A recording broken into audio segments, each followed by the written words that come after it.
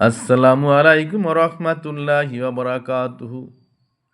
হে আমার সংগ্রামী ন্যায়পরায়ণ কর্মকর্তা কর্মচারী ভাইরা, বাংলাদেশের সকত লক্ষ লক্ষ কর্মকর্তা কর্মচারী ভাইরা, বুক ভরা আশা নিয়েছিলেন অন্তর্বর্তীকালের সরকার একটি সুন্দর ভালো উদ্যোগ নিয়েছিলেন। একটি পে কর্মকর্তাদের বেতন বৃদ্ধি করার জন্য একটি পে কমিশন গঠন করেছিলেন। তারা উপলব্ধি করতে পারছিলেন যে দীর্ঘদিন পে কমিশন হয় নাই।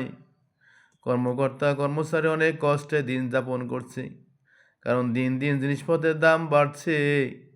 আগে স্বর্ণের বড়ি ছিল 1,80,000, 60,000, 70,000, এখন সেই বড়ি হইল 2,00,000 টাকা।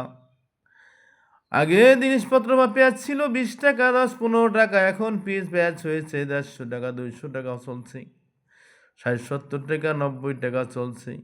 এরকম প্রতিটা জিনিসপত্রের দাম দিন দিন বাড়ছে। কর্মকর্তা মাস শেষে বেতন পায় যে হারে গড় বাড়ছে। যারা শহর চাকরি করে, একটি 2 রুমের ফ্ল্যাট বাসার ভাড়া হয় 15 থেকে 20,000 টাকা। বেতন পায় যদি একটা চতুর্থ শ্রেণীর কর্মচারী বেতন পায় 30,000 টাকা, 25,000 টাকা। সেই টাকা দিয়া ঘর ভাড়া দেওয়ার পরে কিছু হয় না। কত কিছু আছে, অসুখ বসুখ আছে, ছেলেমেয়েদের লেখাপড়া আছে। ভাইরা আমার,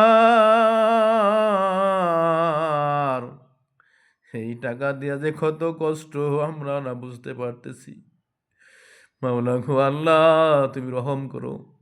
এই সরকার তো অনেক কাজ করছে, তেমন সফল না হইতে পারলেও যদি আমাদের বেতনটা বৃদ্ধি করে দেয়, হয়তো মহান আল্লাহ এই অপরাধের মাফ করে হয়তো আল্লাহ তাদের ভাগ্যে ভালো কিছু দিতে পারে। এই কর্মকর্তার সাথে জড়িত আছে তার বৃদ্ধ পিতা, তার মাতা, তার শিশু বাচ্চারা, ছেলেমেয়েরা স্কুল কলেজে পড়ে, একটা প্যান্ট পরে স্কুলে যায়, ঠিক মতো ভালো কাপড় চোপড় দিতে পারে না। যদি বেতন বৃদ্ধি হইতো কত না ভালো হইতো।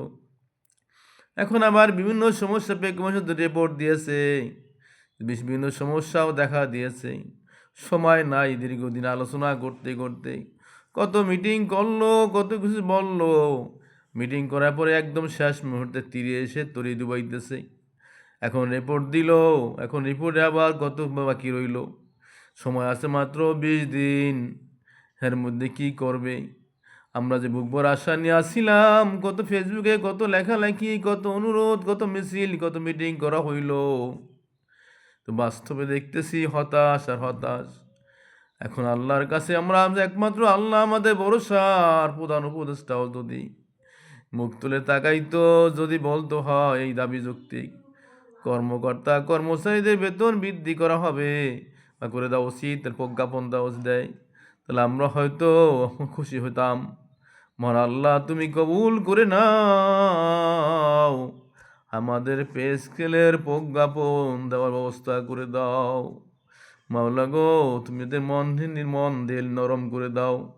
মাওলা, আমাদের প্রজ্ঞাপনের জন্য তুমি দয়া করো, দয়া করো, ক্ষমা করো, আমাদের প্রতি মুখ তুলে তাকাও।